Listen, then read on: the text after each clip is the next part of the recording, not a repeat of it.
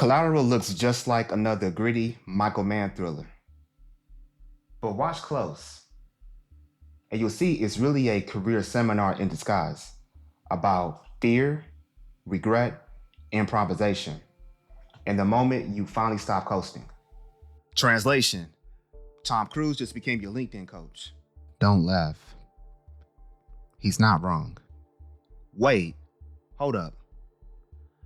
Why she ain't on camera like us? Because I don't need to be seen to make an impact. My job is to keep you two grounded, not perform for the spotlight. Exactly. She's the voice of reason, not the face of it. Early on, we see Max with Annie in the cab. She gives him her card, a literal open door. But instead of celebrating, Max shakes his head as if he fumbled. That's the trap of hesitation. We confuse wins with losses because we're already rehearsing regret in our heads.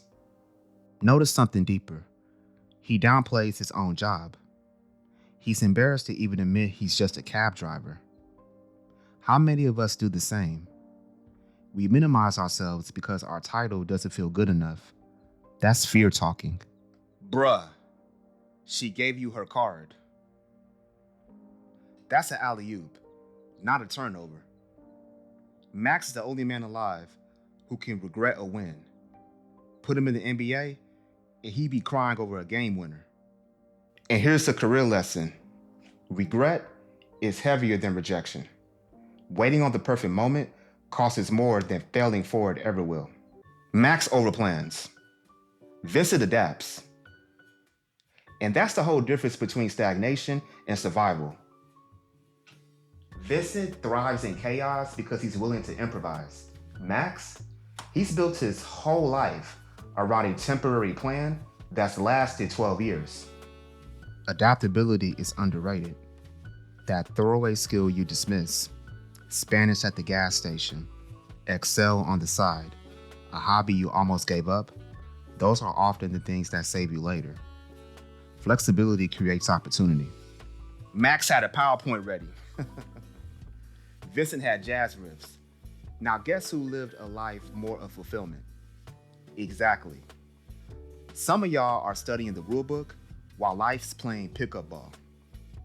In your career, improvisation isn't sloppy. It's survival. The world moves too fast for you to cling to a perfect plan. Vincent is Max's mirror. Cold, decisive, relentless. He's everything Max pretends not to be, but when the cab crashes, that's the pivot point. Max finally snaps. He improvises, takes action, and proves he's not just a passenger in his own life. Sometimes, we have to face the version of ourselves we fear becoming. For Max, that mirror was Vincent.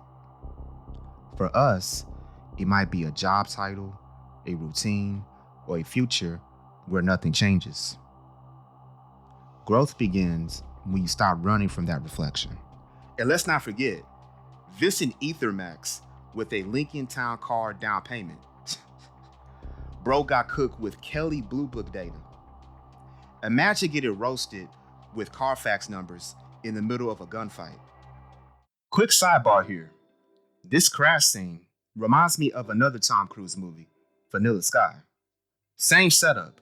Cruise is the passenger, a car crashes on purpose, and his life changes because of it. But here's the difference. In Vanilla Sky, Cruise is trapped in somebody else's spiral. In Collateral, Max chooses it.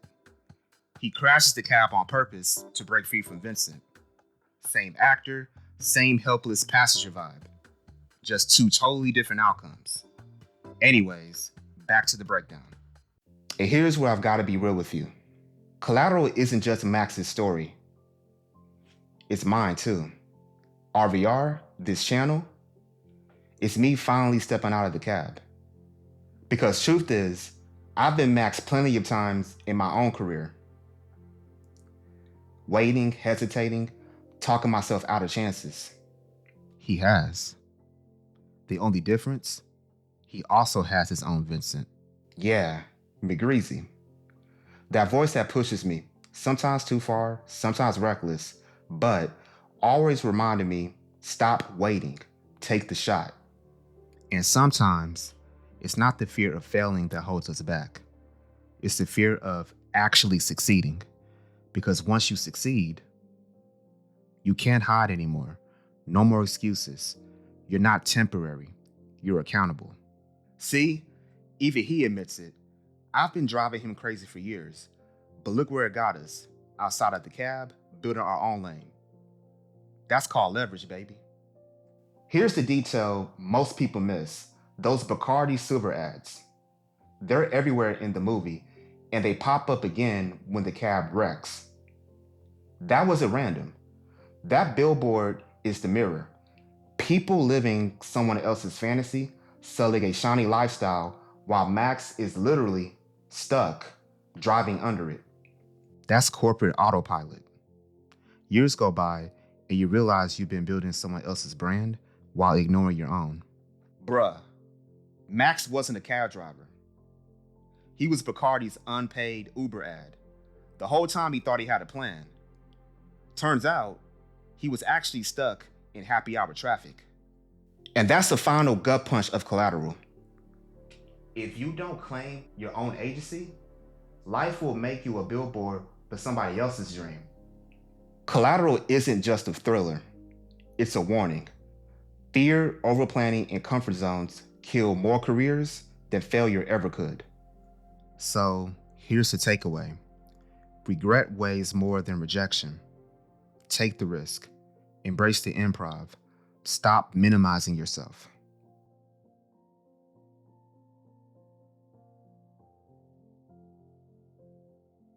Or hey, keep driving somebody else's Bacardi cab if you like the view. But don't say I didn't warn you.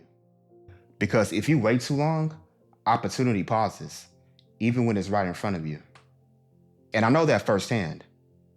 Next episode, we're talking about the Sentinel, a 24-hour fitness coworker who showed interest, dropped signs, and I still managed to fumble it. It wasn't just about attraction. It was about hesitation, misreading signals, and sometimes realizing it's not even about the bag slipping. It's you deciding to set it down yourself. That's episode 8, and you won't want to miss it.